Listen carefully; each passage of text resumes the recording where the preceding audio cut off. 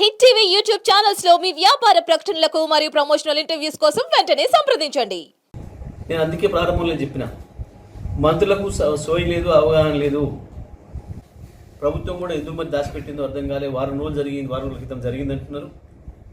నిన్న social media ద్వారా ఇతర పద్ధతుల్లో బయటకు వస్తే తప్ప ప్రభుత్వం ఆ విషయాన్ని ప్రజలకు చెప్పడానికి ఎందుకు దాచిపెట్టింది అనేది ఆశ్చర్యకరమైన విషయం. ఒకవేళ వాళ్ళ నిర్మాణ సంస్థ యొక్క అంతర్గత విషయం అని అనుకుంటే అది వేరే విషయం.